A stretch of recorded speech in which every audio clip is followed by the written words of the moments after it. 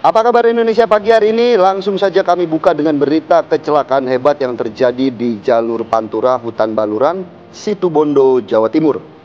Kuatnya benturan membuat 3 mobil ini terjun bebas ke jurang dan masuk ke tengah hutan. Bahkan kecelakaan ini membuat 15 penumpang mengalami luka serius. Dari hasil olah TKP, Satlantas Polres Situbondo, kecelakaan dipicu mobil dari arah Bali ke Surabaya pecah ban dan oleng menghantam 2 kendaraan dari arah berlawanan. Kerasnya tubrukan membuat 3 mobil masuk ke jurang hutan selama dalam 4 meter. Kondisi terparah dialami rombongan mobil yang ditumpangi 10 orang, satu keluarga asal Wongsirejo, Banyuwangi, yang ringsek terlempar ke jurang. 15 korban luka-luka dari 3 mobil yang terlibat kecelakaan kini dirawat di Puskesmas Wonorejo. Sementara 3 bangkai mobil telah dievakuasi di Pos Lantas Baluran Polres Situbondo.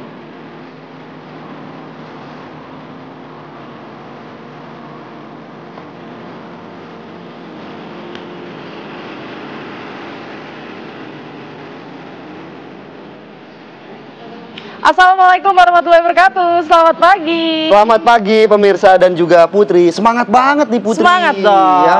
Biasanya habis lebaran itu kita menyambut kerja itu semangat. Woi, emang kalau buat menyapa pemirsa pagi-pagi Putri selalu semangat begitu ya. Pasti juga salah satu yang bikin semangat itu karena jalanan sampai saat ini di Jakarta juga masih sangat lenggang begitu ya. Tapi kayaknya enggak deh, daerah saya kan kalau Bogor, Jawa Barat macet ya. Jadi tujuan wisata ya. Enggak sih, tapi paling enggak untuk berangkat kerjanya, Philip. Lancar. Ya kan, tapi ini sayang banget nih. Kayaknya diprediksi kelancaran jalanan-jalanan Jakarta ini cuma sampai akhir pekan ini. Aduh. Karena arus balik mudik juga sudah terlihat di beberapa wilayah Putri. Baik, arus balik maksudnya? Arus balik mudik. Arus balik mudik. Ya, arus balik ini juga biasanya tidak hanya pemudik yang tadi berangkat balik, tapi ada juga pendatang baru. Berangkat 1, baliknya 5. Iya, 10 mungkin ya. Biasanya gitu ya. Perkali-kaliannya biasanya begitu. Nah, mereka itu gitu datang ini untuk merubah nasib katanya di Jakarta. Merubah nasib. Nah, tentunya ini menjadi PR tersendiri bagi Pemprov DKI Jakarta. Bagaimana kemudian mengantisipasi arus balik yang diperkirakan juga akan meningkat di tahun ini begitu Putri ya. Jadi kita akan bahas di Apa Kabar Indonesia pagi hari ini. Tapi sebelum kita melihat bagaimana fenomena Lebaran di tahun ini, tentunya juga kita akan menghadirkan beberapa berita menarik. Salah satunya ini adalah sebuah petasan yang terjatuh dari balon udara dan menimpa rumah di Kabupaten Tulungagung, Jawa Timur. Akibatnya bagian depan rumah dan sebuah mobil milik pemudik yang parkir ini mengalami rusak parah. Polisi juga tengah mencari pelaku yang menerbangkan balon udara tersebut. Ya, seperti inilah rumah milik Turmudi, warga Desa Gandong, Kecamatan Bandung, Kabupaten Tulungagung, Jawa Timur, setelah kejatuhan petasan berukuran raksasa dari sebuah balon udara. Bagian teras dan kaca rumah hancur akibat ledakan petasan tersebut. Dan juga selain itu sebuah mobil milik pemudik yang parkir juga mengalami rusak parah. Nah, polisi telah melakukan olah TKP. Mereka juga telah mengidentifikasi lokasi awal penerbangan balon udara dari petasan ini. Hingga saat ini polisi masih mencari pelaku yang menerbangkan balon udara dan petasan. Selain itu juga polisi telah mengeluarkan surat edaran pelarangan balon udara. Selain membahayakan penerbangan dan listrik, balon udara juga rawan jatuh ke kawasan permukiman warga. Jadi berasa dibom gitu ya kayaknya ini rumahnya ya. Kalau kita ngelihat ancur lebur gitu. Tapi kalau soal balon udara selain mengganggu ataupun menjatuhkan petasan ini juga ini bahaya untuk penerbangan ya. Balon udara begitu. Nah, ini masih informasi dari balon udara, ini di Blitar, Jawa Timur, pemirsa. Satu balon udara yang membawa petasan jatuh di halaman rumah warga. Seperti inilah video yang viral di media sosial di mana sebuah balon udara yang membawa petasan ini jatuh menimpa rumah warga. Beruntung balon yang tersangkut di atap rumah ini langsung ditarik oleh seorang warga yang melintas. Balon udara yang tidak mampu terbang tinggi ini kemudian terjatuh diduga akibat tersangkut serangkaian petasan yang digantung serta api yang digunakan untuk meniup uap panas ke balon udara.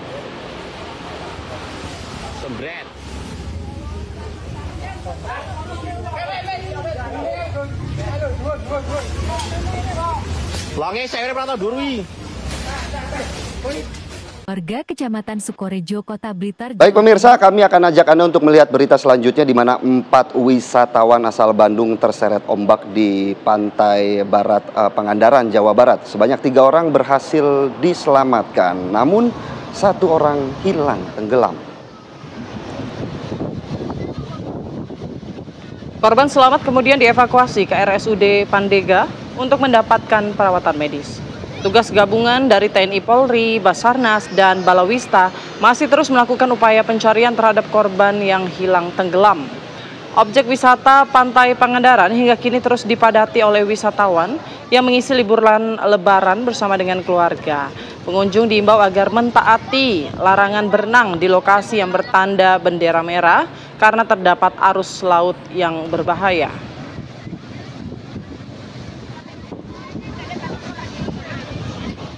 Karena kalau kita lihat di videonya ini ombak cukup besar ya, Putri ya. Dan memang larangan berenang di sini. Iya. Ya, kita ke informasi lain pemirsa. Diduga akibat sakit dan kelelahan, seorang penumpang bus angkutan umum ditemukan tewas bersandar di jok bus. Korban diketahui naik dari wilayah Ciamis dengan tujuan Banjar, Jawa Barat. Mendapati laporan, petugas Inafis dari Polres dan PMI Kota Banjar ini kemudian segera mendatangi lokasi. Saat diperiksa, petugas tidak menemukan kartu identitas di tubuh korban. Jenazah kemudian dievakuasi ke RSUD Banjar.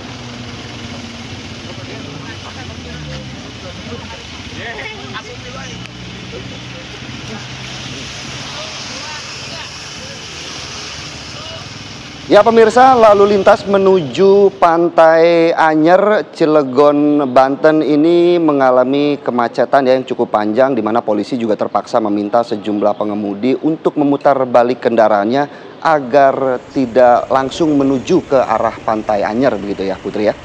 Ya, ada ribuan kendaraan pemirsa yang akan menuju kawasan wisata Pantai Anyer, Banten.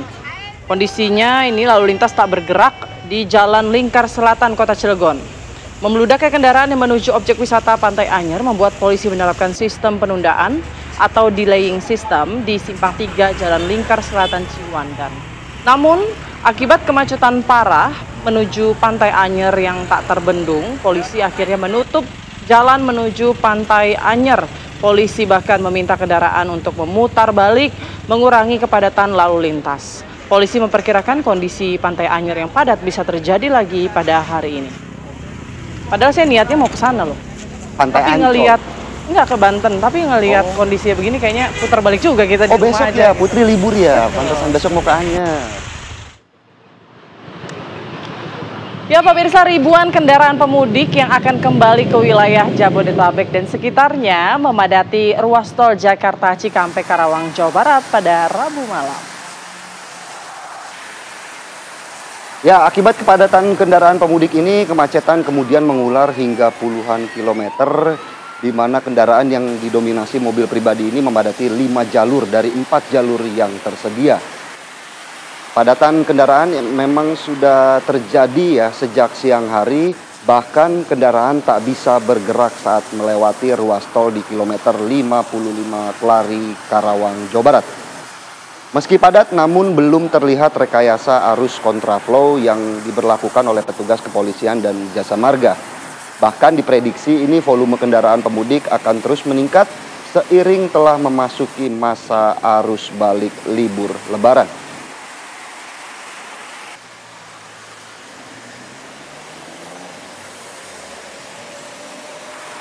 Jadi gimana Putri, di mana-mana masih macet?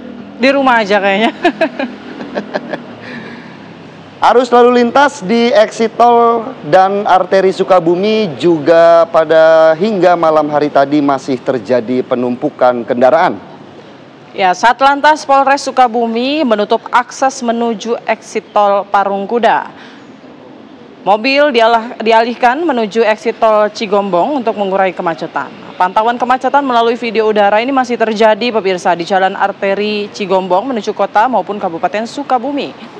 Kepadatan ini terjadi sejak pagi hingga malam hari yang didominasi kendaraan yang akan melakukan wisata ke Pantai Palabuhan Ratu ataupun Ciletuh Geopark.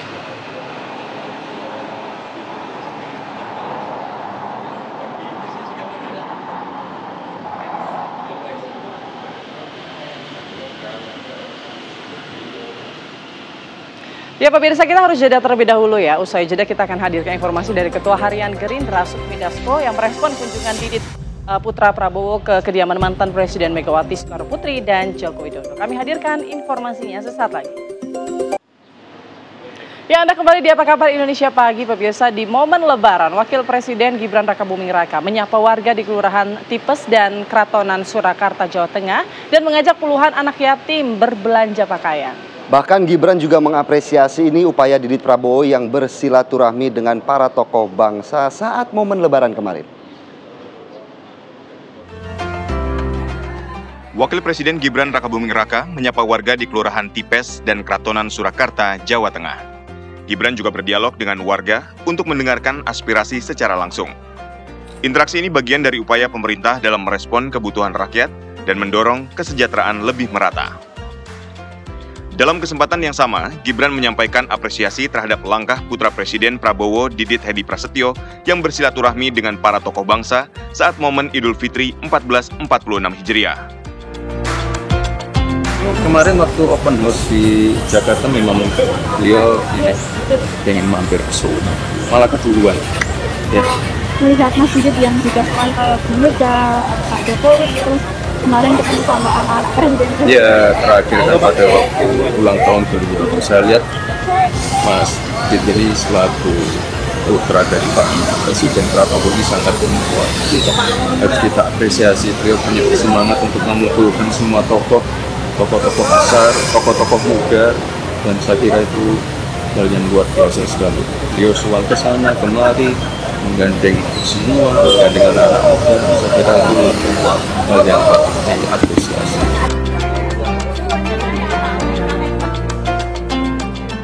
Setelah menyapa warga, Wakil Presiden Gibran Rakabuming Raka meluangkan waktu bersama anak-anak yatim.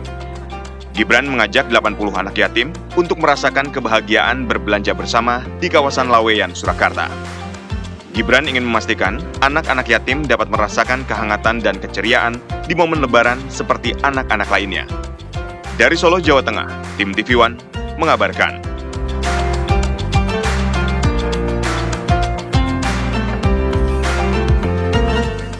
Ya pemirsa, Ketua DPR sekaligus Ketua DPP PDIP Puan Maharani menghadiri Open House Lebaran 2025 yang digelar Ketua MPR RI Ahmad Muzani di Jalan Widya Chandra, Kebayoran Baru, Jakarta Selatan. Puan datang didampingi sang suami, Happy Hapsoro. Kedatangan Puan disambut hangat oleh Ketua MPR RI Ahmad Muzani. Dalam open house tersebut, sejumlah tokoh-tokoh Partai Gerindra turut hadir seperti Sufmi Dasko Ahmad, Wakil Ketua Komisi 2 DPR RI Bahtra Banong, Menko Infrastruktur Agus Harimurti Yudhoyono, Seskap Letkol Teddy Indra Wijaya, serta sejumlah Menteri Merah Putih dan pejabat tinggi lainnya.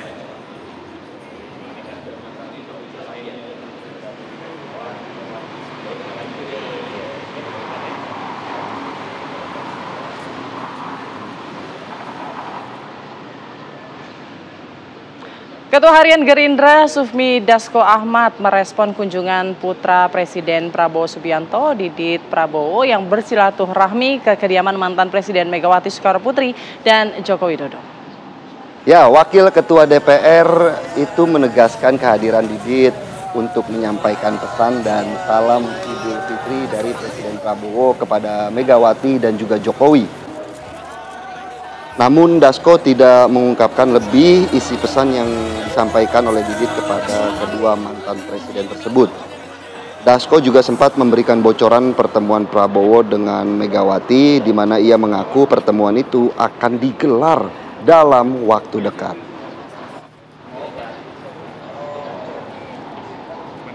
Jadi begini, silaturahmi dalam Hari Raya Idul Fitri itu kan biasa. Bahwa kemudian Mas Didit sudah ke Bu Mega, ke Pak Jokowi. Nah itu tentunya adalah silaturahmi dalam rangka Hari Raya Idul Fitri. Dan juga kemudian menyampaikan pesan dan salam dari Pak Prabowo yang kemudian pada saat yang bersamaan juga mempunyai acara sendiri. Ya. Kalau pertemuan dengan Pak Prabowo tadi bilang secepatnya itu. Nah itu sama-sama sepakat, itu secepatnya kapan? Kita tunggu aja. Tadi sudah sempat ngomong dikit-dikit sih sama Mbak Puan. Kukira indah pada waktunya, Cakep. namun ternyata ku kembali terluka oleh dirinya. Begitu ya. Galau, lagi galau. Bukan galau, ini berita selanjutnya di segmen selanjutnya Apa Kabar Indonesia Pagi. Karena diduga bermotif asmara, seorang pemuda warga Kapuas, Kalimantan Tengah ini tewas ditusuk saat bersilaturahmi lebaran di rumah pacarnya. Sesaat lagi. Kembali di Apa Kabar Indonesia Pagi, pemirsa, ada dua kelompok pemuda di Kecamatan Paguyaman, Kabupaten Boalemo yang kemudian ini bentrok, Putri dan juga pemirsa. Nah, informasinya ini bentrokan dan baku hantam ini viral ya, videonya di sosial media ini dan diunggah oleh pengguna jalan yang melintas dan menyaksikan kejadian itu. Bentrokan terjadi akibat selisih paham saat salah satu kelompok pemuda memaksa agar tempat hiburan dan penjualan miras di lokasi kejadian dibuka. Sayangnya karena diduga dalam pengaruh minuman keras, bentrokan pun tak dapat dihindari.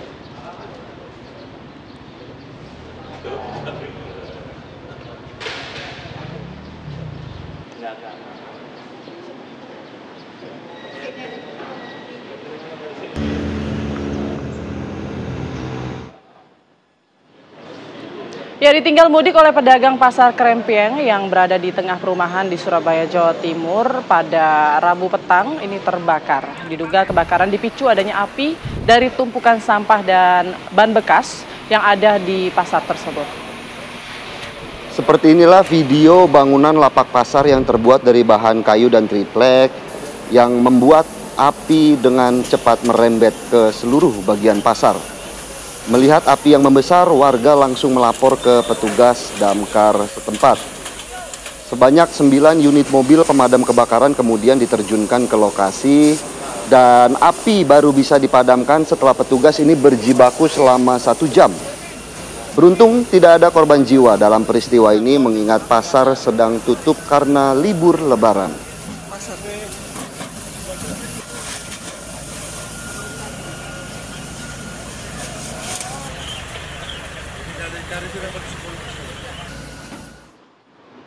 Kita ke berita lainnya, pemirsa. Diduga bermotif asmara, seorang pemuda warga Kapuas, Kalimantan Tengah ini tewas ditusuk saat bersilaturahmi lebaran di rumah pacarnya.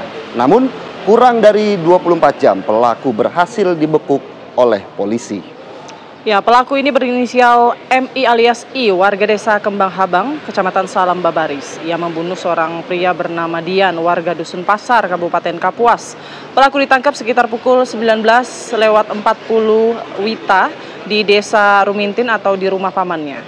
Peristiwa pembunuhan terjadi sehari setelah lebaran di rumah pacar korban di Nes 15, Desa Tatakan. Saat itu korban datang ke rumah pacarnya untuk bersilaturahmi Hari Raya Idul Fitri. Kemudian sekitar pukul 11, pelaku datang ke rumah pacar korban dan membawakan buah pisang untuk dibuatkan kolak. Namun tepat pukul 13.42 WITA melalui pesan WhatsApp, pelaku mengirim pesan kepada pacar korban yang mengatakan akan membunuh korban. Korban yang keluar rumah untuk menemui pelaku langsung ditusuk beberapa kali hingga tewas. Pelaku dan barang bukti kini sudah berada di Polres Tapin untuk proses lebih lanjut.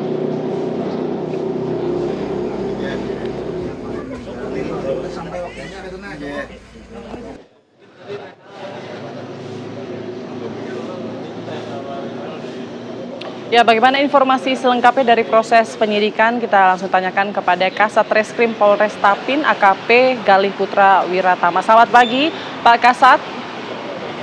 Pagi. Baik, Pak Kasat, pelaku ini sudah ditangkap.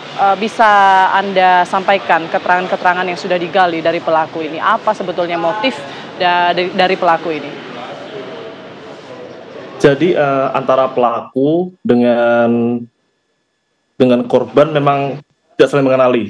Yang pertama, mereka berdua memang dugaan motif yang kami dapatkan dari keterangan saksi dan keterangan terdakwa tersangka ini, yaitu Nur Sapna. Nur Sapna ini adalah seorang warga Desa Tatakan yang dia merupakan saksi kunci di sini karena pada saat saudara Irfan melaksanakan menikam korban di sini, saudara Dian, Nur Sapna ini merupakan saksi yang melihat dari pelaku. Sementara itu Pak Kasat, dari laporan yang diterima oleh pihak kepolisian sendiri, apakah kemudian pelaku dan korban ini sudah sering cekcok begitu ya sebelum akhirnya pelaku menghabisi nyawa korban? Jadi pelaku dan korban ini untuk cekcoknya memang mungkin hanya cekcok mulut saja, tetapi atas dasar luka yang dipendam, maka oleh tersangka ini pada saat kejadian tanggal 1 April kemarin lah pelaksanaan eksekusinya. Jadi pada saat tanggal 1 April itu memuncak, kemudian melaksanakan penikaman kepada korban. Baik, Pak Kasat, ini kan momen Lebaran ya, pasti kan ramai begitu ya, ada orang, kemudian juga kejadiannya ini informasinya pada siang hari begitu ya. Kenapa pelaku sampai senekat itu? Apakah pelaku dalam kondisi mabuk mungkin, pengaruh alkohol atau narkoba? Apakah pemeriksaannya sudah sejauh itu? Dari hasil pemeriksaan ke pelaku, memang kalau pengaruh alkohol di sini belum bisa kita gambarkan secara jelas karena memang waktu. Jadi waktu antara kami amankan dengan kejadian sudah beberapa jam, sehingga dalam hal ini sulit kami analisa untuk pengaruh alkoholnya. Namun dari pelaku mengakui memang dia sudah merencanakan. Jadi dalam hal ini penikaman terhadap saudara Dian sudah direncanakan jauh-jauh hari. Dan bahkan pada saat hari yang sama memang si pelaku ini sempat 4 kali mendatangi rumah saudari Nur Sapna. Ya, dan pada saat kedatangan ketiga ini si pelaku ini sempat mengintai. Jadi memang sudah ada informasi bahwasanya saudara Dian akan mendatangi ke rumah saudari Nur Sapna. Demikian. Sementara itu Pak Kasat, apakah sudah ada informasi ini sudah berapa lama kemudian pelaku dan korban menjalin hubungan asmara hingga akhirnya berujung maut seperti ini, Pak? Kalau dalam hal ini saksi Nur Sapna untuk menjalin hubungan dengan pelaku mungkin tidak, karena dalam hal ini si saudari Nur Sapna tidak mengakui hubungan dengan pelaku, tapi dengan saudara Dian yang merupakan korban di sini. Sementara itu dari pihak kepolisian mungkin bisa diceritakan juga bagaimana akhirnya bisa menangkap pelaku, karena kan kalau dari berita yang tadi kami simak pelaku ini sempat kabur, bagaimana kemudian polisi berhasil melacak ya Pak? Jadi cara melacak kami adalah kami mengumpulkan beberapa saksi mata yang melihat di TKP, kemudian kami mendatangi ke kepala desa untuk mencari informasi lebih lanjut. Dalam hal ini kami sempat cari ke rumah pelaku kosong, kemudian ada informasi dari masyarakat bahwasanya si pelaku terlihat kabur ke rumah pamannya. Oleh karena kami datang ke rumah pamannya dan kami dapati ada pelaku di sana. Namun karena kooperatif, makanya kami amankan dengan kooperatif juga. Demikian. Oke, untuk sanksi pelaku seperti apa, Pak? Untuk pidana yang kami terapkan di sini adalah pasal 340 KUHP dan atau pasal 338 KUHP dan atau pasal 350 ayat 3 KUHP. Dalam hal ini pelaku dijerat dengan delik pembunuhan berencana. Baik, terima kasih Pak AKP Galih Putra Wiratama selaku Kasat Reskrim Polres Tapin untuk penjelasannya bagaimana kasus pembunuhan yang terjadi di sana. Selamat pagi dan terima kasih atas waktunya, Pak Kasat. Kita jeda terlebih dahulu, pemirsa. Usai jeda kita akan hadirkan informasi dari usai libur Lebaran. Nah, biasanya ini para pendatang akan ramai-ramai ya. Datang ke Jakarta. Nah, Menko Bidang Pemberdayaan Masyarakat Muhaimin Iskandar menyatakan pendatang yang mengadu nasib di Jakarta harus mempersiapkan diri dengan keahlian agar tidak menjadi beban Jakarta. Sesaat lagi kami akan kembali.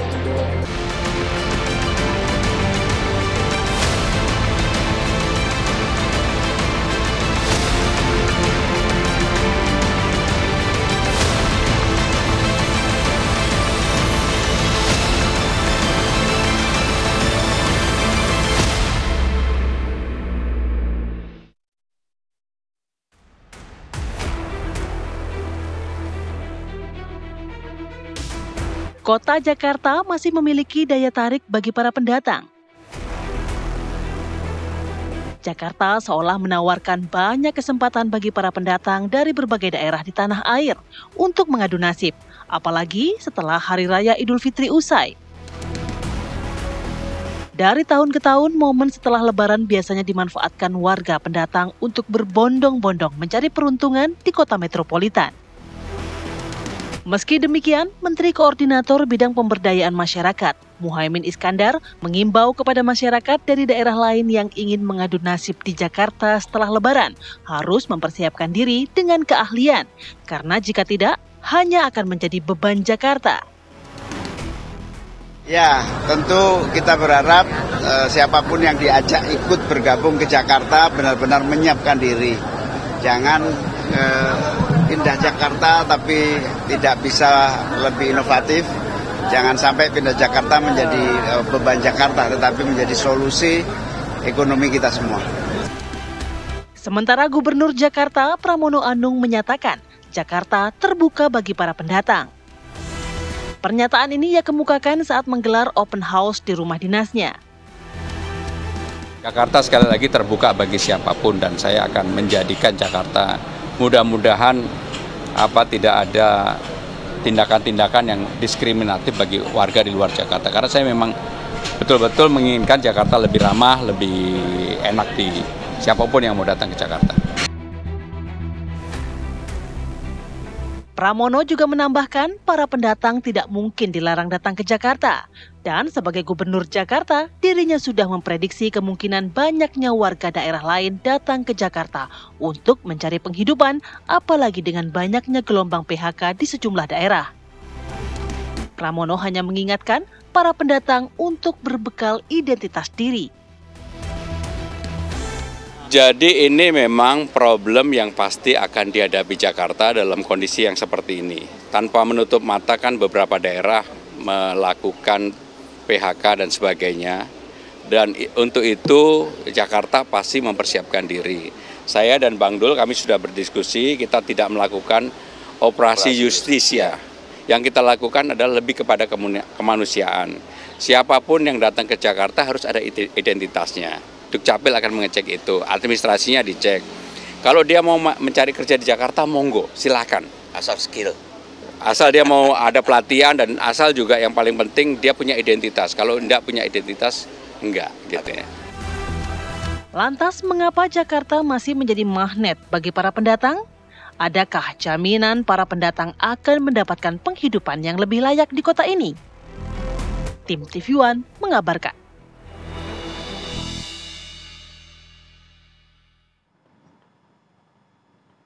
Nah, pemirsa, biasanya memang kalau arus balik itu bukan cuman pemudik yang balik ya, tapi satu berangkat baliknya 10 gitu ya. Bawa ekor biasanya ya kan baliknya ya. Gitu. Karena mereka merasa Jakarta itu tempat yang bisa memperbaiki kehidupan mereka. Daripada adu ayam, mendingan adu nasib. Adu nasib paling betul. Tapi memang Pramono Anung dan juga Rano Karno juga menyambut baik ya bagi mereka pendatang. Silahkan yang ingin datang. Ini kayaknya agak bertolak belakang ketika dulu saya nonton. Ini Rano Karno dulu nyari kerjaan aja susah. Sampai akhirnya Sarah yang terima. Nah itu nanti kan nanti kita akan tanyakan ya ke narasumber kita. Ya. Ini sebetulnya apakah memang lapangan kerja kita tersedia, sedikit maksud saya sehingga susah dapat kerja, atau mental-mental pendatang barunya yang kurang keras gitu ya untuk mengadu nasib di Jakarta. Nanti akan disampaikan oleh narasumber kita. Saya perkenalkan dulu ada Bang Ciko Hakim, juru bicara Gubernur Jakarta. Selamat pagi Bang Ciko. Pagi Bang Ciko. Maaf lahir batin. Batin juga untuk pemirsa ya. Dan juga ada Mas Tantan Hermansyah, pengamat sosial perkotaan. Selamat pagi. Pagi. Maaf lahir batin. Gitu. Tapi sebelum kita berbicara dengan dua narasumber, tentunya kami juga akan ajak Anda pemirsa untuk melihat bagaimana situasi terkini di Stasiun Senen. Sudah ada rekan kami, Syahda Yostisa di sana. Selamat pagi, Syahda. Bagaimana kemudian sejauh ini Stasiun Senen menerima para pemudik yang datang hingga saat ini? Baik, selamat pagi Philip, Putri, dan juga pemirsa. Tepatnya memang masih dalam suasana Lebaran, Stasiun Pasar Senen sendiri hingga di pukul sekarang saya mengabarkan masih relatif ramai para kedatangan yang ingin datang ke Jakarta, ada pun juga para pemudik yang ingin bergerak keluar daerah. Situasi terkini masih ramai sekali, didominasi oleh keluarga yang memang ingin berangkat mudik, mayoritas juga, ada pun juga kami meninjau kedatangan yang berasal dari beberapa daerah, khususnya dari Pulau Jawa. Nah, Philip, Putri, dan juga pemirsa, kalau kita berbicara soal data, menurut manajer Humas Kereta Api Daerah Operasional 1, ini sempat disebutkan bahwasannya akumulasi dari jumlah kedatangan penumpang terhitung dari 21 Maret sampai dengan 11 April nanti akan ada kedatangan di Jakarta ini sebanyak 698.000 orang, dan tentunya angka ini merupakan angka rata-rata yang mana nantinya masih dapat berubah sesuai dengan situasi dan kondisi pergerakan yang terjadi dari luar daerah juga menuju Jakarta. Sementara itu, untuk informasi yang kami dapatkan untuk tanggal 3 ini, kami belum mendapatkan informasi terbaru, tetapi berdasarkan data pada tanggal 2 kemarin, kami mendapatkan informasi bahwasannya para warga Jakarta yang ingin melakukan mudik ini masih cukup banyak dan juga cukup besar. Karena memang total okupansi keberangkatan ini terhitung dari kereta api daerah operasional 1 mencapai 90%. Bahkan untuk di stasiun Pasar Senen sendiri ini mencapai 100%. Dan memang untuk keberangkatan ini masih ada sebanyak 25.000 masyarakat Jakarta yang akan pergi keluar daerah. Sementara itu, per data hari kemarin tepatnya ada sebanyak 41.000 para pemudik yang sudah kembali ke Jakarta. Sementara demikian situasi terkini dari stasiun Pasar Senen. Baik, terima kasih Syahda Yostisa atas laporannya langsung dari stasiun Pasar Senen. Memang belum ada peningkatan yang signifikan begitu ya. Tapi Pak Pramono Anung dan Rano Karno juga sudah menyatakan bahwa ayo yang mau datang silahkan. Lantas langsung saya mau bertanya ke Bang Ciko, sesiap apa Kota Jakarta untuk menyambut para pendatang di tahun ini? Siap, nah siap kan harus siap. Nah, sebagai ibu kota, sebagai kota tertua di Indonesia ini, ya kan, yang tahun 2027 nanti akan 500 tahun atau 5 abad gitu. Jakarta ini kan selalu menjadi target urbanisasi, apalagi sejak tahun 1980-an sampai tahun 2000-an dan sampai hari ini bahkan gitu ya. Karena apa? Kesiapan infrastruktur, sosial, ada bantuan sosial yang berbeda dengan daerah-daerah lain, yang tambahan dari apa yang udah diberikan oleh pusat dan lain-lain. Dan memang tempatnya mencari kesempatan gitu. Nah, Mas Pram sendiri ketika salah satu doorstop mengatakan bahwa saya sendiri orang Kediri, datang ke Jakarta mengadu nasib, ya kan, akhirnya jadi gubernur kan gitu ya. Nah, teman-teman di sini juga dalam ruangan ini, Putri juga ya kan, salah gitu satunya ya, yang mengadu nasib daripada adu ayam kalau kata Putri. Kameramen juga, ya kan, hampir semua kan pendatang, gitu ya, datang ke sini mengadu nasib, tapi tentunya dengan keahlian. Nah, ini yang kita harapkan. Sebenarnya kalau terkait dengan operasi justisi itu udah berhenti sejak tahun 2018. Jadi yang ada adalah himbauan dan bagaimana pembinaan pada masyarakat yang mendatangi Jakarta, kemudian didata secara komprehensif terkait dengan usia, terkait dengan gender, terkait dengan kemampuan, dan yang penting punya tempat tinggal, dan yang penting punya data kependudukan dari daerah asal. Ya, itu dulu gitu. Nah, ke depan akan ada lagi penataan-penataan yang lebih baik lagi dari kami pihak Pemprov DKI Jakarta, termasuk dengan harus tinggal lebih dari 10 tahun untuk bisa menjadi penerima bansos yang dari DKI Jakarta. Nah gitu, hal-hal seperti itu kita lakukan, tapi kita tahu sendiri bahwa memang di dunia ini kan pertumbuhan ekonomi sedang melambat, average-nya 3,sekian% lah gitu kira-kira. Jadi kita juga harus nauin lah istilahnya ya, bahwa apalagi di Indonesia ini ya, dan kita juga bukan sistemnya bukan Republik Indonesia Serikat misalnya ya, yang tertutup terhadap daerah-daerah lain gitu. Jakarta memang selama ini selalu sering menjadi penopang untuk daerah lain dan harus mulai terbuka juga untuk bisa menerima kedatangan mereka. Dan sebenarnya kan kita, kalau kita mau melihatnya dari sisi positif, jangan mengatakan itu beban. Kita menerima saudara-saudara kita dari luar daerah yang siap berkontribusi untuk kemajuan dan pembangunan Jakarta. Misalnya gitu ya.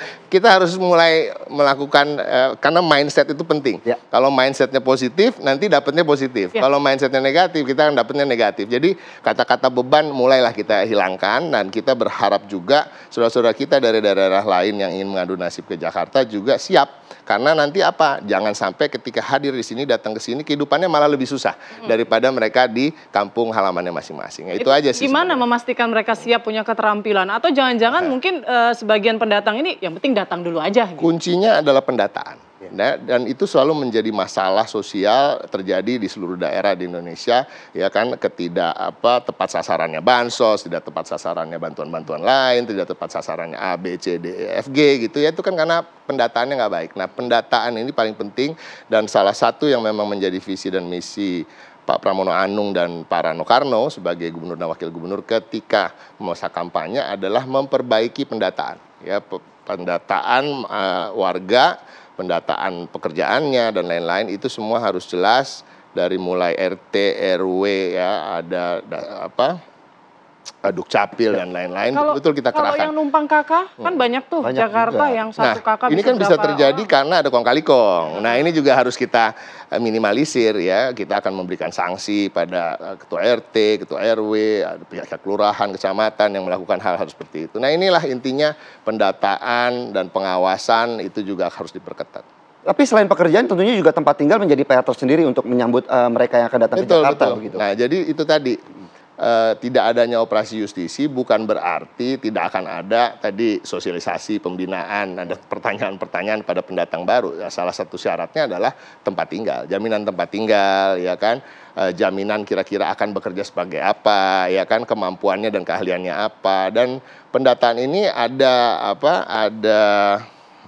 benchmarknya, ada beberapa ukuran-ukuran yang telah kita siapkan. Kalau mau nunggu saya akan bacain ya apa aja yang menjadi pertanyaan-pertanyaan terkait dengan apa yang nanti. Nah, nih satu ya, pertama jenis kelamin ya, dashboardnya nih, persentase pendidikan SLTA ke atas dan SLTA ke bawah dicek, persentase asumsi penghasilan berdasarkan jenis pekerjaan, rasio jenis kelamin, persentase tujuan ke RW kumuh berdasarkan Pergub nomor 90 tahun 2018. Usia anak, usia produktif, usia lansia, piramida penduduk kota, kabupaten, kecamatan, kelurahan tujuan kedatangan di Jakarta, top 10 kota kabupaten asal kedatangan, pendidikan pendatang, dan top 10 pekerjaan pendatang. Ini kita data dan kita sesuaikan dengan kesiapan-kesiapan yang ada di Jakarta itu. Oke, nah kalau kesiapan keterampilan tadi sudah dipastikan misalnya nih Mas Tantan, tapi lapangan kerjanya gimana nih? Kita tahu ya sekarang itu PHK di mana-mana gitu, orang susah banget cari kerja. Nah, Jakartanya sendiri siap nggak buat menampung para pendatang?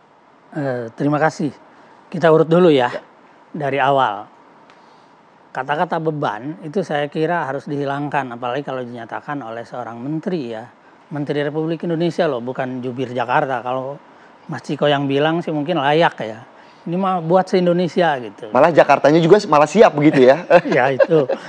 Yang kedua, itu para pemudik yang katanya beban dalam tanda petik tadi, untuk bisa datang ke Jakarta itu, mereka rela jual aset loh. Mereka tidak minta diongkosin oleh Pak Menteri, tidak diongkosin oleh, mereka betul-betul mandiri. Dan saya kira memang mereka juga punya perspektif tentang kata mengadu nasib di Jakarta itu. Terus yang ketiga, kita juga tidak boleh menghilangkan anak daerah yang pengen tahu ibu kotanya. Jadi imajinasi tentang kesuksesan, kemajuan itu kan kadang-kadang terinspirasi oleh banyak hal ketika dia tiba di sebuah tempat. Hal-hal yang seperti ini saya kira ketika berkonfirmasi dengan apa yang dinyatakan oleh Pak Gubernur secara inklusif, Jakarta milik semua, silahkan datang, bahwa nanti masuk ke dalam seperti apa, nah itu harus diatur. Apa yang disampaikan oleh Mas Ciko tadi itu sangat relevan, memang yang penting diatur, bukan dilarang. Toh Jakarta bukan milik orang Jakarta doang kok, saya orang Garut ya, ke Jakarta juga nggak ada masalah, saya kira orang Papua masa ke Jakarta ngadu nasib, karena siapa tahu justru di sini dia beruntung, justru di sini dia dapat keberkahan dari kehidupan yang lebih layak begitu ya. Nah, mengenai apakah proses kesiapan begini, ada sebuah teori dasar ya dalam pelajaran demografi itu seperti setiap ada orang masuk ke sebuah wilayah itu biasanya jumlah yang keluarnya juga mirip. Jadi misalnya di Jakarta tersedia 1 juta kesempatan tenaga kerja. Itu yang masuk itu misalnya 1,2, tetapi yang keluar juga ada 200 gitu. Maka biasanya tetap aja akan menemukan titik imbang. Jadi nggak perlu takut menurut saya kalau kita mau ke Jakarta, oh di Jakarta kita akan mengerjakan apa? Akan ada, karena udah itu sudah titik imbangnya itu udah lama dihitung oleh para ahli gitu. Dan biasanya akhirnya menemukan juga ada orang yang Jakarta sudah bosan kerja gitu ya, akhirnya saya pulang kampung bawa aset. Itu kan harus diganti. Ada yang pensiun, ada yang tua, ada yang apa. Maka penting tadi data-data demografik mulai dari jenis kelamin, usia, keahlian, pendidikan, terus perkiraan dapat salary atau penghasilan itu memang sangat penting. Tetapi Jakarta memang ya ketika orang datang ke sini ribuan bawa uang berapapun gitu, itu kan dipakai belanja, nanti multiplier efeknya apa? Itu sangat besar secara ekonomi. Maka kalau Jakarta tetap menjadi tujuan urbanisasi dari kampung itu karena memang make sense secara banyak hal gitu. Tapi kan di momen sekarang mungkin kalau kita melihat di tahun ini ya Mas Tantan ya, bagaimana kemudian fenomena PHK juga begitu besar. Apakah kemudian di tahun ini sangat pantas ataupun sangat berimbang ketika orang ingin beradu nasib di Jakarta dengan kondisi PHK yang terjadi di mana-mana? Mas Tantan, tapi dijawabnya sesaat lagi ya. Tetaplah di Apa Kabar Indonesia Pagi pemirsa. Selamat pagi pemirsa, kembali lagi di Apa Kabar Indonesia Pagi bersama saya Hilda Ramadanti, dan sekarang saya sedang berada di Terminal Bis Kampung Rambutan, Jakarta Selatan. Dan memang jika bisa kami gambarkan untuk situasi terkini untuk di Terminal Bis Kampung Rambutan ini sendiri masih belum terlihat adanya arus balik dari berbagai daerah seperti itu. Dan memang jika bisa kami gambarkan juga pemirsa TV One, di belakang saya ini merupakan bis-bis yang akan berangkat untuk arus mudik di daerah Jawa Barat.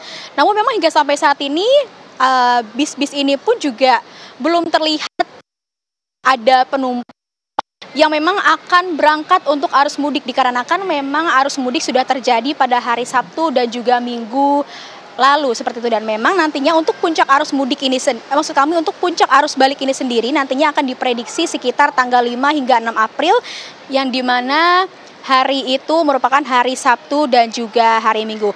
Dan untuk bagi para pemudik yang baru saja datang ataupun perantau yang baru saja datang ke Jakarta, memang kami belum tahu adanya pengunjung yang baru datang ataupun para pemudik yang dari kampungnya ke Jakarta, dikarenakan memang puncak arus balik nantinya akan terjadi pada tanggal 5 hingga 6 April mendatang. Dan jika bisa kami tarik ataupun kita gambarkan, menurut data sekitar pukul 14 waktu Indonesia Barat kemarin ini sekitar ada 1.065 penumpang yang tiba dengan 95 bus. Nah, sementara demikian kembali ke studio Philip dan juga Putri. Baik, terima kasih Hilda Ramadanti atas laporannya langsung dari Terminal Kampung Rambutan yang ternyata terpantau masih sepi gitu ya para pendatang di sana. Dan kembali melanjutkan perbincangan kita tadi, dan pertanyaan saya masih menggantung ke Mas Tantan begitu ya, bahwa sejauh ini kan Jakarta menjadi salah satu fenomena yang sedang populer adalah PHK yang di mana-mana begitu. Apakah kemudian Jakarta masih menjadi berlian bagi para pendatang untuk mengadu nasib di sini? Oke, logika sederhananya gini. Pertama, lebih banyak yang di PHK di luar Jabodetabek ya, di luar Jakarta maksud saya. Dan itu menyebar, kita lihat beberapa pabrik di Tangerang, di Karawang, di Subang ya, dan beberapa. Itu satu. Yang kedua, Jakarta itu kalau tidak lagi menjadi harapan bagi mereka gitu, itu terus akan jadi apa gitu. Dan mereka harus kemana? Yang di daerah saja yang ekonominya lebih rendah ya, daya belinya lebih di bawah, UMR-nya jauh lebih di bawah lagi, sudah mengalami PHK massal seperti itu, kalau tidak di Jakarta kemana lagi? Jadi Jakarta itu bukannya simbol tempat mencari pekerjaan, tapi juga simbol bahwa satu-satunya harapan terakhir jantung Republik ini. Kalau saya kemudian di daerah sudah tidak memiliki harapan ya ke Jakarta, entah jadi apa, entah mungkin dapat pekerjaan yang berbeda yang tidak pernah dia kerjakan sebelumnya, atau mungkin mendapatkan kesempatan meski sekedar jualan nasi uduk mungkin di usaha begitu ya, bisa dibilang salah satunya dan sebagainya. Kenapa? Karena memang Jakarta secara sosiologis masyarakatnya beragam, bisa menerima dari banyak hal, dari jenis makanannya juga banyak, dari jenis usahanya juga banyak, dari jenis peluangnya banyak. Maka itulah fungsi jantung gitu. Kalau dia tidak berfungsi lagi gimana? Kan balik lagi yang di pabrik-pabrik yang di daerah-daerah yang ditutup. Tapi kan mungkin bukan mereka kali ya yang akan menjadi pendatang baru. Mengingat Jakarta sendiri sebetulnya kan bukan kawasan pabrik begitu ya. Hanya sedikit begitu. Nah, bidang apa mungkin yang bisa paling tidak ya pendatang ini punya harapan lah kalau di Jakarta mau ngapain gitu? kebanyakan yang bakal tumbuh itu tentu saja bidang jasa pelayanan. Dan kita bisa melihat juga sekarang diversifikasi pekerjaan itu makin beragam. Dari hal-hal yang dulunya tidak jadi uang gitu, sekarang bisa jadi uang. Teman saya kerjaannya dia punya bonsai. Lama-lama dia jadi perawat bonsai undangan di beberapa apartemen, dia megang beberapa apartemen. Dan akhirnya bonsai dia terabaikan, hanya sibuk ngawasin. Itu pekerjaan yang tidak pernah kita bayangkan sebelumnya. Dan ada banyak lagi jenis pekerjaan yang bisa tumbuh. Jadi semakin orang ngumpul di sebuah tempat, naturnya memang nanti akan tumbuh juga pekerjaan-pekerjaan. Tapi perkembangan teknologi juga kan menjadi alasan efisiensi juga di Jakarta. Sekarang beberapa online, apa-apa online misalnya. Apalagi sekarang udah ada AI, mungkin ke depan akan ada robot misalnya begitu kan? Betul. Ya seperti itu juga memang mendistruksi ya beberapa hal. Tetapi ada banyak hal juga yang tidak bisa digantikan oleh AI seperti ya pekerjaan tadi merawat tanaman kan nggak bisa. Terus mijat langsung itu kan nggak bisa. Maksudnya lapangan kerjanya ke depan ini apakah semakin lebar atau sama saja atau bahkan menyempit dengan perkembangan zaman saat ini? Gitu. Jadi kalau konsep GETS itu ada namanya involusi pekerjaan. Jadi ruangnya tetap, tetapi jenis di dalamnya itu makin beragam. Itu udah diketemukan dari tahun 60 model begitu. Dan saya kira teori itu masih relevan dengan fenomena hari ini ketika banyak sekali tumbuh pekerjaan-pekerjaan baru yang tidak pernah kita bayangin sebelumnya. Pernah dengar nggak ada jasa screenshot salah satu handphone? Yang kalau nggak salah ada juga yang jasa foto juga ada ya? Betul, gitu. Jadi hal-hal yang dulu. Ya, kayak Philip kalau siaran kan di screenshot. Jasa pasangan juga ada sih biasanya seperti itu. Jasa pasangan pun, mau nggak? Ini single tapi ya. Ini jangan mengarah. Oke, mungkin saya ke Mas Ciko. Bagaimana kemudian menghadapi Jakarta perubahan-perubahan tadi yang dibilang Mas Tantan bahwa orang datang ke Jakarta bukan lagi pengen bekerja, tapi mungkin salah satunya adalah pengusaha, menjadi usaha begitu. Betul, dan umumnya kan UMKM gitu ya. Dan ini sangat ada kesempatan untuk melakukan itu, apalagi terkait dengan program-program Pak Gubernur dan Pak Wakil Gubernur. Kita punya program job fair misalnya ya, yang dilaksanakan di setiap kecamatan per 3 bulan, itu satu. Yang kedua terkait dengan tadi yang mau jadi pengusaha, entrepreneur atau UMKM. Jakarta ini akan lebih dihidupkan lagi menjadi kota yang hidup 24 jam. Sebagai kota metropolitan, sebagai kota yang apalagi kita ingin mengangkat ranking Jakarta menjadi top 50 kota global di seluruh dunia. Yang sekarang kita di ranking 70-an gitu. Sekarang harus naik ke targetnya ke 50. Dan salah satunya apa ya? Kita harus banyak menerima kunjungan-kunjungan wisatawan asing ya. Festival-festival harus banyak dilakukan, festival internasional ya kan, akan juga dilaksanakan pertandingan-pertandingan sports internasional. Kemudian aktivitas keuangan juga 30% harus berada di kota ini dan lain-lain. Artinya apa? Itu semua juga akan menarik dan menciptakan lapangan-lapangan kerja baru. Ya, kalau kita bicara soal menghidupkan Jakarta menjadi kota yang lebih 24 jam atau lebih hidup sampai malam lagi, Pak Gubernur juga sudah akan membuat beberapa taman di Jakarta ini untuk buka sampai 24 jam. Artinya apa? UMKM itu tentunya akan ada di situ untuk hidup kembali. Jadi sebenarnya banyak. Kalau kita bicara soal tadi sebagai kota jasa, saya setuju. Tapi yang kedua, kita tahu kok Jakarta pengembang ini kan juga banyak melakukan pembangunan-pembangunan, ya kan? Apalagi DKI Jakarta sendiri sebagai kota, kita juga akan melakukan banyak pembangunan terkait transit oriented development, ya, bagaimana membangun rumah susun yang berdekatan. Itu untuk tempat tinggal ya? Kalau untuk lapangan kerja, apa? Pelatihan keterampilan gitu?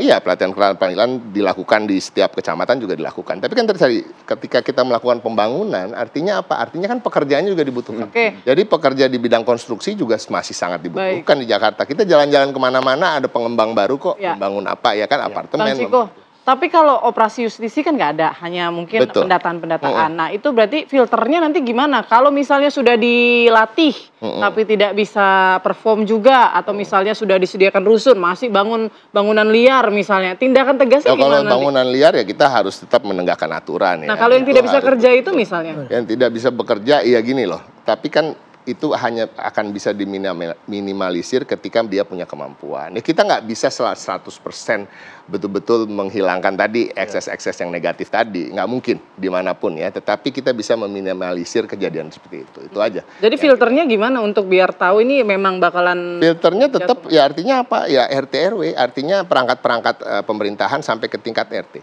Itu harus betul-betul pendataannya betul-betul clear, ya, tidak terkooptasi, ya, nggak ada kong kali kong, ya kan, satu kakak isinya 20 orang, 10 orang bahkan. Atau satu kakak 11, ke-11-an gitu kan? Artinya kembali lagi ke soal pendataan. Ya, betul. Artinya kita berusaha mencapai kesempurnaan lah terkait pendataan, walaupun tidak akan bisa. Kalau dari penjelasan Bang Ciko sih kayaknya Jakarta harusnya siap ya, menampung prediksinya kan 10 sampai 15 ribu pendatang yang siap berkontribusi untuk memberikan hal yang positif bagi Kota Jakarta. Terima kasih Bang Ciko dan juga Mas Tantan untuk waktu dan evaluasinya pagi hari ini. Bagaimana menghadapi arus balik Lebaran di tahun ini begitu. Oke, selamat pagi dan sukses selalu. Sukses selalu. Oke pemirsa, kita harus jeda terlebih dahulu. Saja kita akan kembali dengan informasi dari kendaraan di Tol Cikampek menuju Tol Trans Jawa ini masih terpantau padat. Petugas kepolisian dan juga jasa marga ini kembali memperlakukan kontraflow di ruas Tol Jakarta menuju Cikampek. Saat lagi pemirsa kami akan kembali untuk Anda.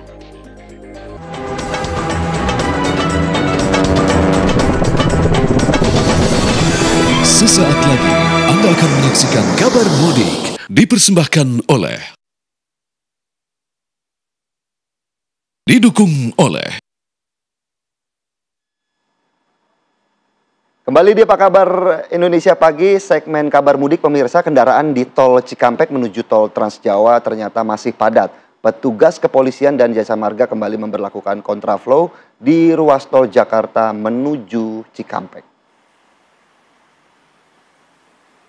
Ya, ribuan kendaraan dari arah Jabodetabek menuju Cikampek memadati 5 lajur Tol Jakarta Cikampek di ruas kilometer 55 Karawang, Jawa Barat. Akibat kepadatan Tol Jakarta menuju Cikampek, polisi memberlakukan kontraflow dari kilometer 55 hingga kilometer 65 arah Cikampek. Tingginya volume kendaraan ini diperkirakan adalah kendaraan pemudik yang baru berangkat mudik menuju Jawa Tengah dan Jawa Timur usai berlebaran di Jabodetabek. Ditambah lagi kendaraan yang hendak berwisata di sekitar Jawa Barat.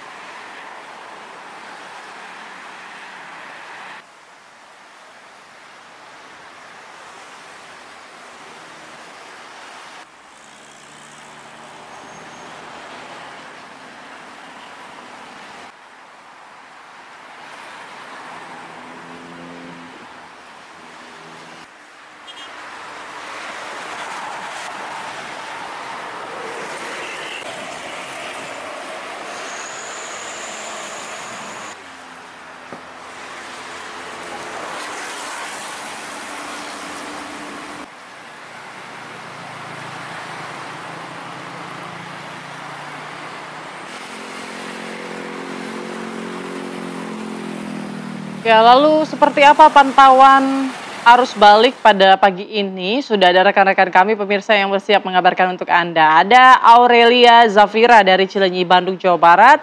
Dan juga rekan Shena Damayana dari Palimanan Kanci, Cirebon, Jawa Barat. Kita ke Aurelia terlebih dahulu di Cilenyi. Aurelia, bagaimana pantauan pada pagi hari ini?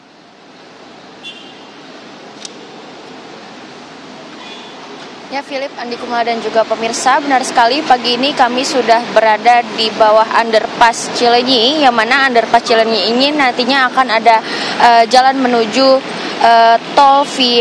tol Jakarta via Purbalenyi.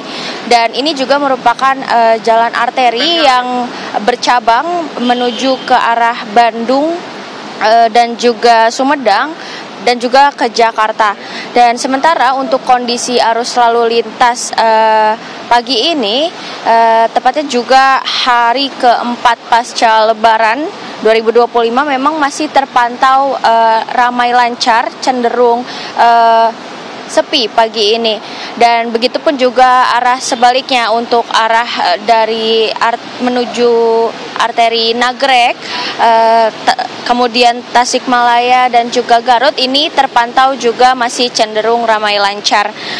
Dan karena memang untuk prediksi arus balik sendiri nantinya akan terjadi pada tanggal 4 hingga tanggal 6 April 2025 mendatang. Dengan kebijakan cuti bersama ini memang pergerakan kendaraan ini diprediksi lebih merata sehingga tidak terjadi lonjakan yang signifikan di dalam satu hari tertentu. Dan untuk jalur fungsional Tol Jakarta Cikampek 2 atau Japek 2 selatan segmen Sadang Bojong Mangu sudah mulai dibuka pada hari Rabu kemarin dengan jalur baru sepanjang 31,25 km ini diharapkan untuk arus balik nantinya akan semakin lancar, khususnya untuk kendaraan dari Bandung yang akan mengarah ke Jakarta, Bogor, Tangerang, dan juga Bekasi atau Jabodetabek. Dan untuk kesiapan jalur fungsional ini sendiri ini merupakan upaya dari mendukung adanya arus mudik. Dan untuk prediksi arus mudik seperti yang sudah saya katakan tadi, itu nantinya akan terjadi pada tanggal 4 hingga tanggal 6 April 2025. Dan untuk mengantisipasi adanya lonjakan lalu lintas, jalur fungsional sepanjang 3,1 ini akan dioperasikan pada tanggal 2 April 2025. Sementara demikian, Philip. Baik, terima kasih Aurelia Zafira atas laporannya langsung dari gerbang tol Cilenyi. Pemirsa, kami juga akan ajak Anda bergeser ke gerbang tol Palimanan Kanci. Sudah ada rekan kami, Siena Damayana, yang akan mengabarkan bagaimana kondisi terkini Siena di sana. Silakan. Ya, selamat pagi Filipus Yonaso dan juga Putri Windasari. Memang terlihat situasi terkini di rest area KM 208 Tol Palikanci. Memang terlihat situasi masih landai-landai saja pemirsa, bukan hanya di dalam rest area tetapi juga di jalan tol di sebelah kiri saya, di mana kelandaian ini masih terjadi dari arah Jakarta menuju ke Jawa maupun dari arah sebaliknya. Memang pihak kepolisian juga belum memberitahukan kapan akan melakukan rekayasa lalu lintas terkhusus untuk puncak arus balik sendiri pemirsa, karena memang ini bersifat situasional dan pada pagi hari ini jalan tol masih terlihat landai. Memang jika kita berkaca dari hari-hari kemarin, keramaian baru akan terjadi di siang ke sore hari pemirsa. Dan para pengguna jalan tol sendiri ini bervariatif, ada yang menggunakan kendaraan pribadi dan juga tidak sedikit para pemudik yang menggunakan kendaraan-kendaraan umum. Dan arus balik diperkirakan memuncak pada 6 sampai 7 April 2025. Adapun diskon dari tarif tol terutama jalan tol milik Jasa Marga ini sebesar 20% pada 3 sampai 4 April dan 8 sampai 9 April 2025 yang merupakan puncak dari arus mudik itu sendiri, yang diperkirakan menjadi puncak dari arus mudik sendiri pemirsa. Sementara di tol Cipali per Rabu petang kemarin arus balik kendaraan menuju Jakarta ini sudah mulai meningkat. Jika di hari sebelumnya kami mengabarkan memang arah dari para pemudik yang kembali ke Jakarta ini masih sedikit, tapi per Rabu petang kemarin memang data yang diberikan oleh pihak kepolisian ini sudah berimbang pemirsa, baik dari arah Jakarta menuju Jawa maupun dari arah sebaliknya, di mana sekitar 33.000 kendaraan melalui Cikopo dari Jakarta menuju Cirebon dengan rata-rata 1,4 ribu kendaraan yang melintas per jam pada pukul 15.00 sampai 18.00 waktu Indonesia Barat. Sebaliknya, sebanyak 26,3 ribu kendaraan ini melalui Cikopo dari Cirebon menuju Jakarta, meningkat sekitar 62% pemirsa dari di hari kemarin lusa. Anda dihimbau untuk tetap berhati-hati pemirsa dalam periode arus balik yang akan berlangsung sebentar lagi. Demikian, kembali ke studio. Baik, Siena Damayana mengabarkan langsung dari Tol Palimanan, dan sebelumnya ada Aurelia Zafira di Cilenyi. Terima kasih rekan-rekan dan selamat kembali bertugas.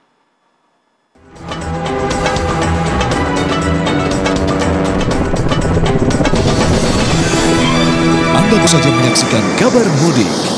Dipersembahkan oleh, didukung oleh. Pemirsa, korban tewas akibat gempa Myanmar ini terus bertambah menjadi 2.719 orang. Tim penyelamat hingga kini pun masih terus melakukan pencarian, di mana 440 orang hingga saat ini masih dilaporkan hilang. Kami akan sajikan informasinya sesaat lagi. Tetaplah di Apa Kabar Indonesia Pagi.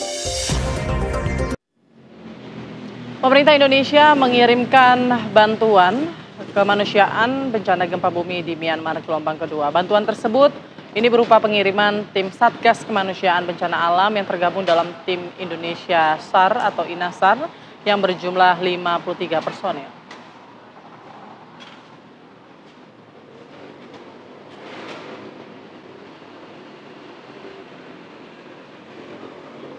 Pengiriman bantuan tim Indonesia SAR, INASAR sebanyak 53 personel terdiri dari unsur Basarnas, TNI, Polri, BNPB, dan juga Basnas.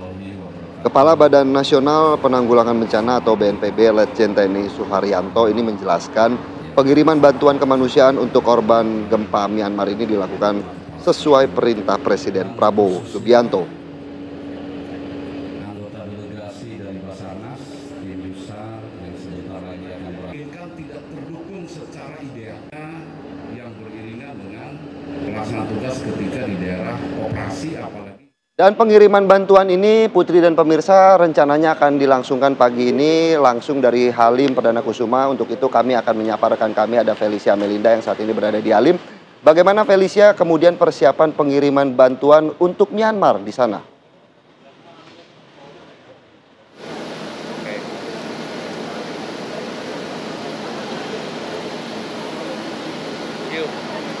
Ya, selamat pagi Putri, Philip, dan juga pemirsa. Benar sekali bahwa pagi hari ini Indonesia akan kembali mengirimkan bantuan kemanusiaan kepada negara terdampak gempa bumi yakni Myanmar. Yang mana untuk pada pagi hari ini khususnya di Lanut Ops Halim Perdana Kusuma saat ini tengah dilakukan persiapan untuk pengiriman bantuan yang mana ini terdiri dari bantuan BNPB, kemudian juga bantuan dari Basnas Indonesia dan juga dari Palang Merah Indonesia. Dan seperti yang bisa Anda lihat di layar kaca Anda pemirsa, untuk bantuannya sendiri ini ada berbagai macam, dari logistik, kemudian juga logistik makanan siap saji, kemudian juga ada obat-obatan, tenda, kemudian juga Indonesia juga kembali mengirimkan petugas atau pasukan yang nantinya juga akan membantu dalam penyelamatan korban jiwa di sana. Dan saat ini untuk di Halim Perdana Kusuma tengah dilakukan persiapan, sebentar lagi akan dilaksanakan gladi bersih yang juga nantinya akan dipimpin oleh Kepala BNPB Suharyanto. Dan tadi juga kami sudah melihat kehadiran Kepala BNPB Suharyanto yang sudah berada di lokasi, dan ini menurut informasi yang kami dapatkan nantinya juga akan diwakilkan oleh Menteri Luar Negeri Sugiono. Namun kami masih terus mengonfirmasi dan juga menunggu kehadiran nantinya siapakah yang juga akan melepas secara simbolis bantuan kemanusiaan dari Indonesia terhadap Myanmar. Dan pemirsa, memang bantuan ini merupakan bantuan yang ketiga kalinya dikirimkan oleh Indonesia setelah yang pertama ini dikirimkan sejak tanggal 31 Maret, yang mana pada saat itu Indonesia mengirimkan 37 personil penyelamat serta muatan logistik seberat 12.240 kg yang terdiri dari 30 tenda, kemudian juga bahan makanan, logistik BNPB, dan juga 1 unit truk Basarnas. Dan pemirsa, sebelumnya memang telah terjadi gempa bumi di Myanmar pada tanggal 31 Maret 2025 lalu yang terasa hingga ke negeri tirai bambu Cina dan juga Thailand, yang merobohkan bangunan-bangunan pencakar langit dan juga menelan banyak korban jiwa. Dan menurut data per Rabu 2 April, jumlah korban tewas akibat gempa bumi ini mencapai lebih dari 3.000 orang. Kemudian korban luka-luka mencapai lebih dari 4.000 orang, sementara 441 orang lainnya hilang. Dan lebih dari 10.000 bangunan runtuh dan juga rusak parah di Myanmar bagian tengah dan juga barat laut. Dan pemirsa, saat ini untuk proses gladi bersih sudah mulai dilakukan, sehingga nantinya kami akan terus menunggu dan juga melihat prosesi prosesi pelepasan dan juga dari pelepasan dan juga pengiriman bantuan kemanusiaan kepada negara yang juga menjadi negara tetangga yang sama-sama tergabung ke dalam ASEAN, yakni Myanmar. Dan saya kembalikan lagi pada Putri dan juga Philip di studio. Baik, Felicia Melinda menggambarkan langsung dari Halim Perdana Kusuma. Ya pemirsa, usai jeda kita masih akan hadirkan informasi lain. Ada fenomena goyang setboard di live streaming TikTok. Sudah usai ya, ini muncul lagi nih goyang baru. Wadidaw gitu ya.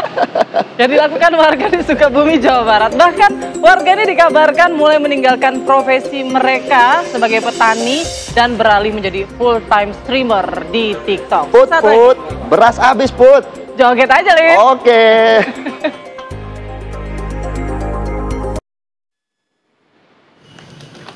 Ya, Anda kembali di Apa Kabar Indonesia Pagi pemirsa. Lori atau lari bambu dengan rel kereta api terbuat dari pelepah pohon aren masih dijadikan ajang bermain khas tiap libur lebaran di pelosok Garut, Jawa Barat.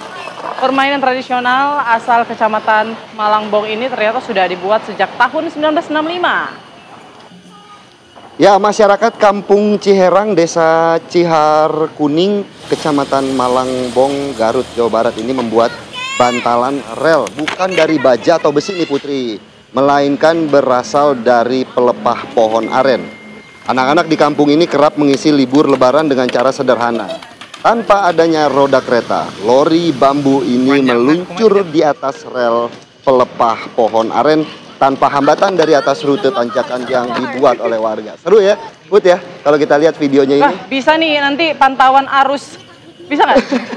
Pantauan arus balik gitu ya? Arus balik ya, menggunakan lori bambu begitu. Selain anak-anak, wanita dewasa pun juga ikut meminati permainan gratis yang dibuat oleh para tokoh masyarakat. Dengan jarak hampir 200 meter, para anak-anak kemudian menikmati permainan yang dianggap jadul. Justru yang jadul-jadul ini yang seru. Seru, betul. Ya pemirsa, ke berita selanjutnya. Ini hari ketiga liburan lebaran kemudian juga dimanfaatkan oleh warga dengan mengunjungi sejumlah taman tematik. Salah satunya Taman Alun-Alun Kota Bandung, Jawa Barat.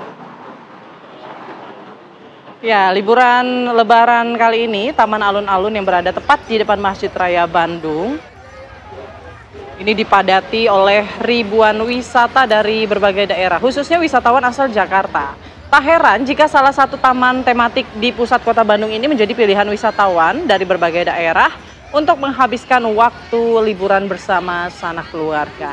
Nah, di tempat ini pengunjung bisa menikmati hamparan rumput sintetis hanya untuk sekedar bermain bersama anak-anak.